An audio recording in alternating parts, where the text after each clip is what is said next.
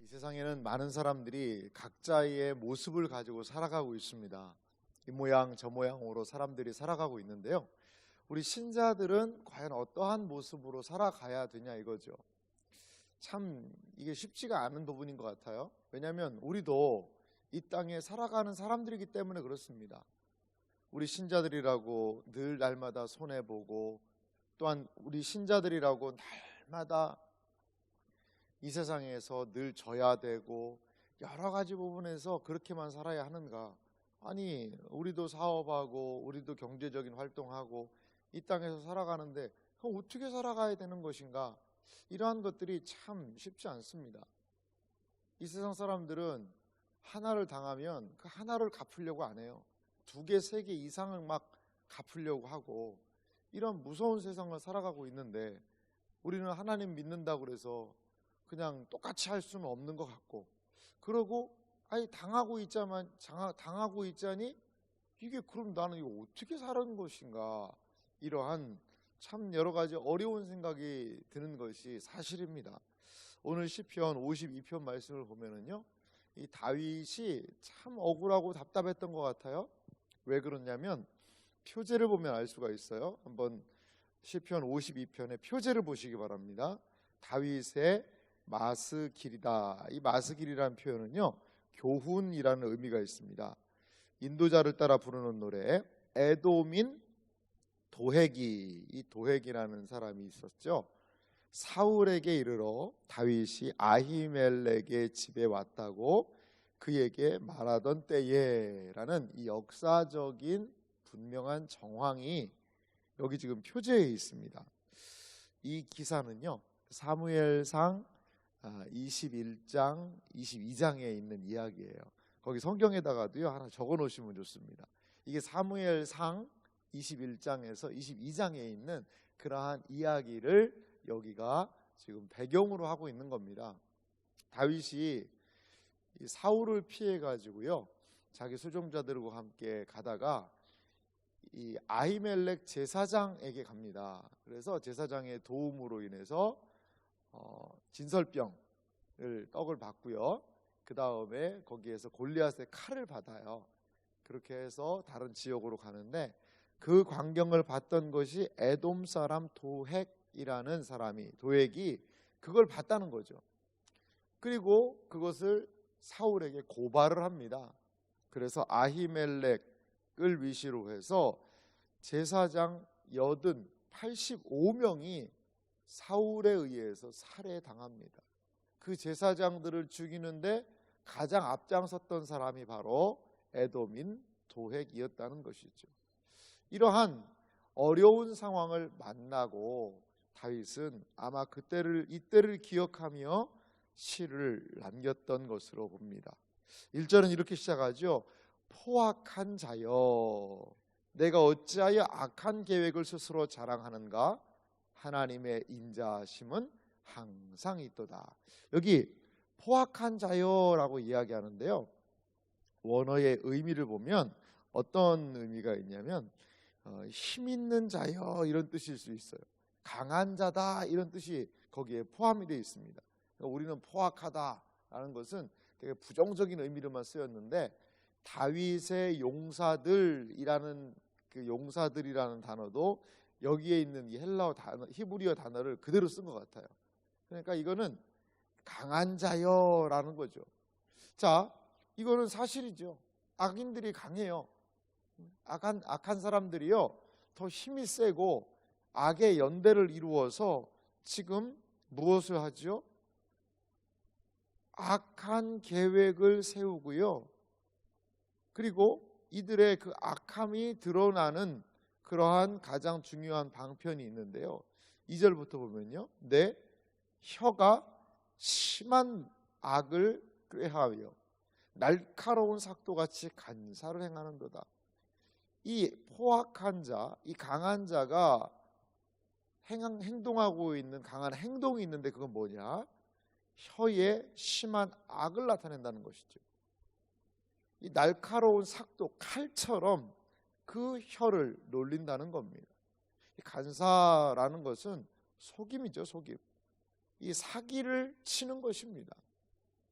혀는요 상당히 강한 권세를 성경에서 많이 이야기를 합니다.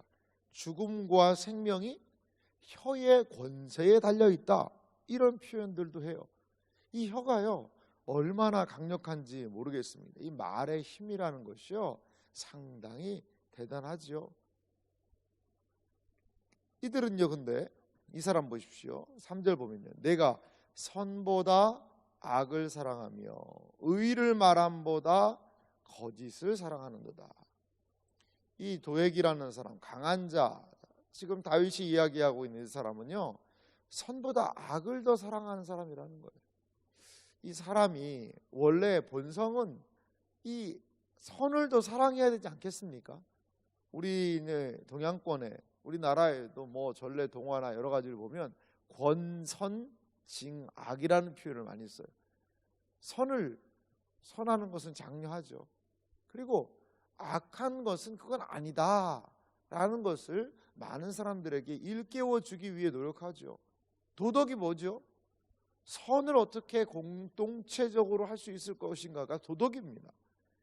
그런데 이 악한 자는, 이 포악한 자는 선보다 악을 사랑한다는 거죠. 참 약한 사람들이 있는 것 같아요. 정말 이 마음 가운데 이 악한 사람들이 있는 것 같아요. 물론 그럼 뭐 선한 사람이 세상에 어디 있습니까? 물론 선한 사람이 없죠. 선을 찾고 행하고 하나님을 찾는 사람이 없다라고 이야기했으니까요. 그런데 이 행동 자체가요 막 악한 것이 드러나는 포악한 그런 사람들을 우리는 너무나도 신문지상으로 언론으로도 뉴스를 통하여서도 보게 되는 것 같아요. 그런 내용들을 보면서 야, 사람이 참 악하다. 지금 선보다 악을 사랑하는 마음이 분명히 그들에게 있는 거예요. 아, 이건 잘못된 거야 라는 것을 알지만 양심에 화인을 맞았다는 표현이 있거든요. 작동을 안 하는 거예요. 사람은요 악을 행하면요 심장이 두근거리고 도둑질을 하나 하면요 심장이 막 두근거리면서 하나님께서 양심에다가요 경고등을 주셨어요.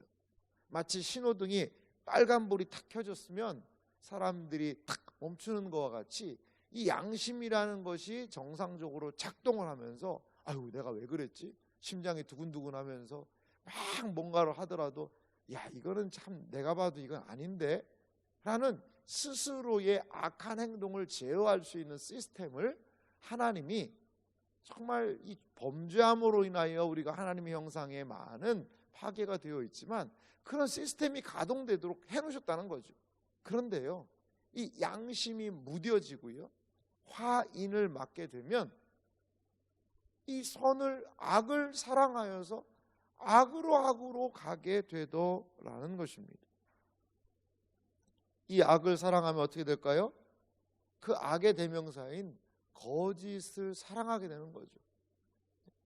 얼마나 많은 사기를 치는지, 얼마나 많은 이런 악한 것들이 횡행하는지 모르겠어요. 4절은 다시 이야기합니다. 간사하니여 너는 남을 해치는 모든 말을 좋아하는도다. 간사하니의 특징, 해치는 말, 속이는 말, 남에게 해를 끼친다는 것이죠. 이 도액이라는 이 사람이 이 사울에게 그 고자질을 하고 그리고 직접 사울에게 잘 보여가지고 무엇인가를 좀 얻으려고 했겠죠. 특히 이 사람이 에돔 사람이다라고 이야기하지 않겠습니까? 이스라엘 백성 안에서 에돔 사람이 어떻게 출세를 할 수 있겠어요? 그러니까 이 사울에게 빌붙어서 이 사울에게 충성을 다하는 어떻게 해요? 악으로 말이죠. 간사함으로 말이죠. 제사장 85명이 죽어나가는 그런 상황인데도 불구하고 많은 다른 군인들은요 주저주저합니다. 근데 도액이 칼을 들고 와서 제사장들을 죽이기 시작하는 것이죠. 그렇습니다. 여러분 이 악한 행동, 악한 말, 그것으로 남을 해치기를 좋아하는 것, 그것은요 이 세상에서 조금은 빨리 잘 사는 길일 수도 있어요. 돈도 없고요, 인정도 받고요. 야, 네가 일처리를 참 잘하는구나. 막 포악하게 말을 하고 그냥 그 힘을 가지고 눌러붙이고 밀어붙여가지고 어떤 일들을 행할 수 있어요. 그런데 5절 보십시오. 이러한 행동을 하니까 하나님이 영원히 너를 멸하심이요 너를 붙잡아 내 장막에서 뽑아내며 살아있는 땅에서 내 뿌리를 빼시리로다. 이 다윗은요, 악인에 대해서 오늘 악인의 최후가 어떠할 것인지에 대해서 분명하게 하나님께 사실 거의 기도에 가깝죠.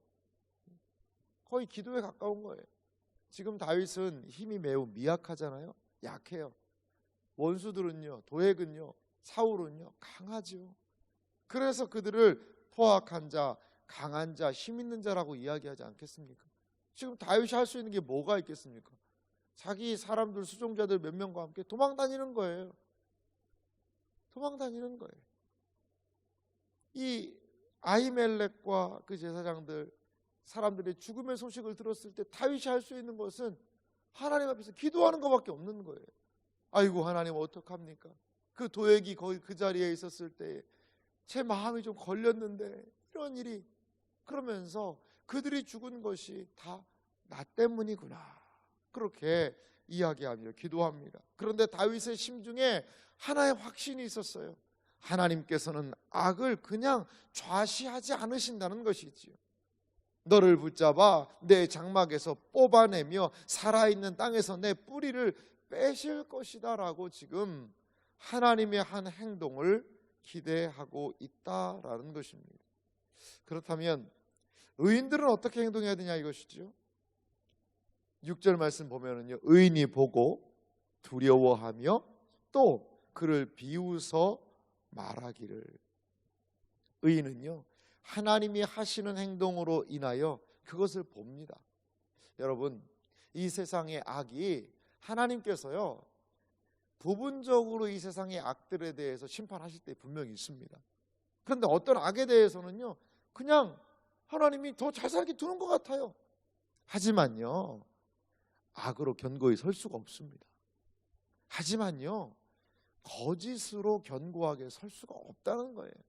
당장은 잘 되는 것 같고 사기를 치고 그렇게 해서 다른 사람의 주머니에 있는 돈을 빼서 살면 당장은 몰래 먹는 감이 맛있듯이 그것이 맛있고 내가 좋은 것 같고 내가 성공하는 것 같지만 악으로는 결단코 형통할 수 없다라는 것입니다. 그것을 이 다윗이 이야기를 하고 있어요. 의인은 보게 될 것입니다. 무엇을요?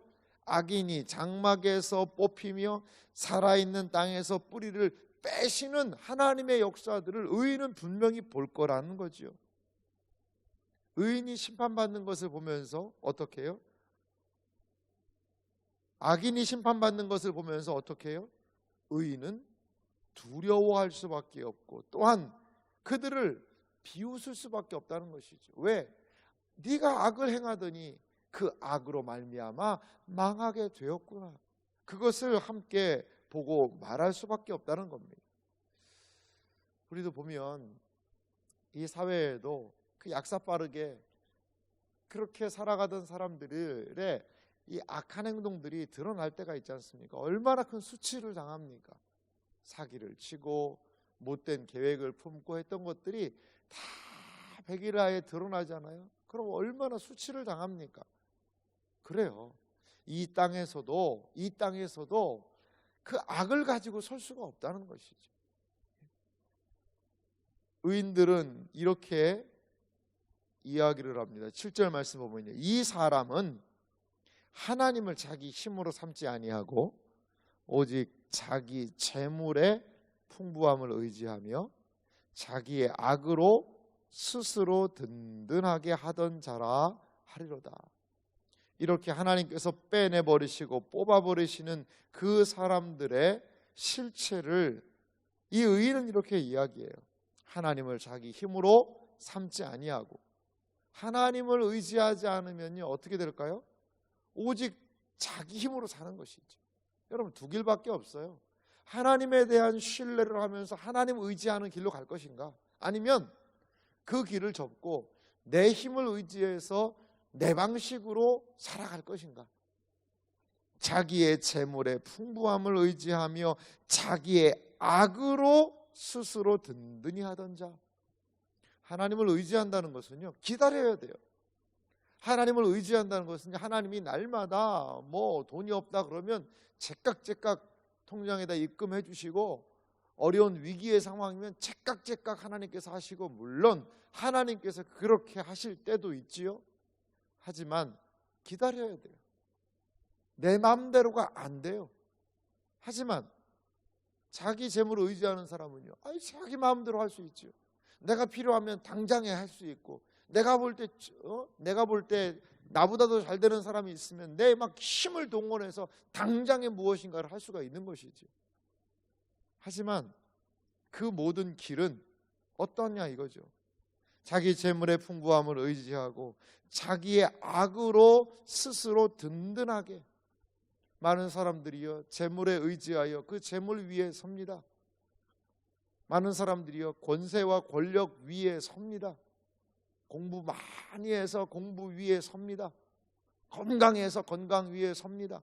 스스로 든든하게 하는 것들을 많이 세워요.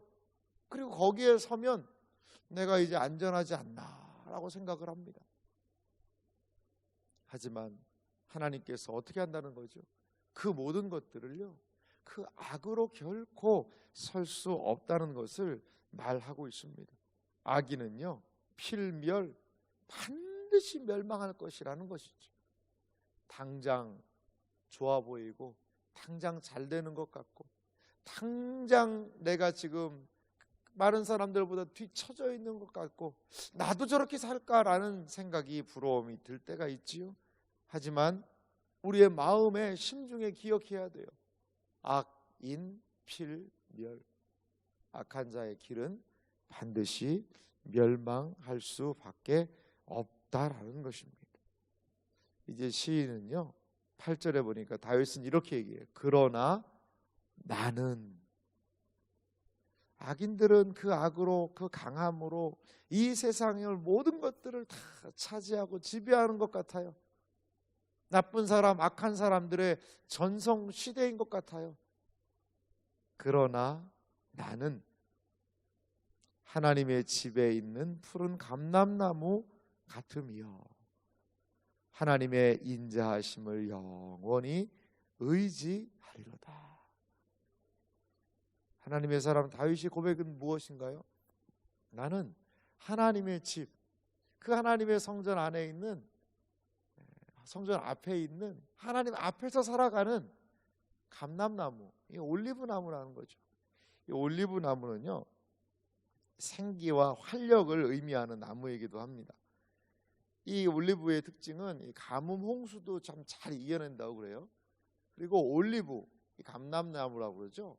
이 기름을 얻어서 그 열매를 가지고 이 올리브 오일, 감람유를 또 공급을 하게 하는 아주 이스라엘 땅에서 너무나도 유익한 나무가 그 감람나무, 올리브나무입니다. 이 나무는요, 뭐 한 1000년까지도 산다고 그래요. 오래 살은 그런 나무죠.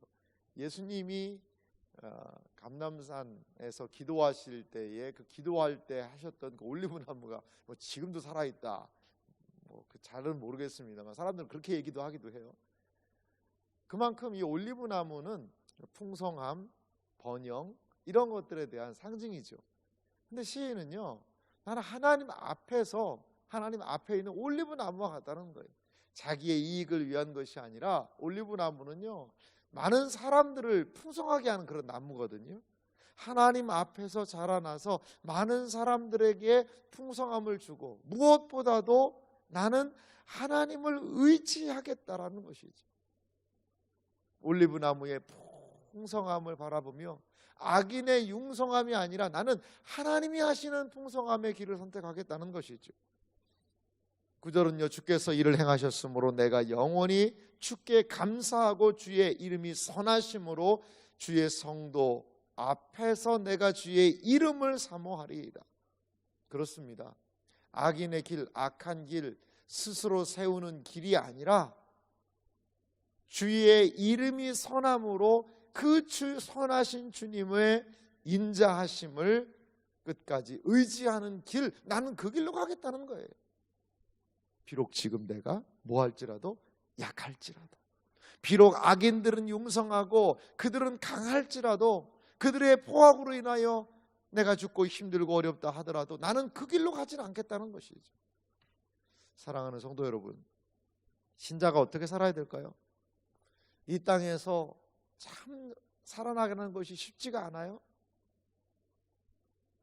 하지만 기억하시기 바랍니다. 우리가 하나님 앞에서 살아가야 한다는 것입니다.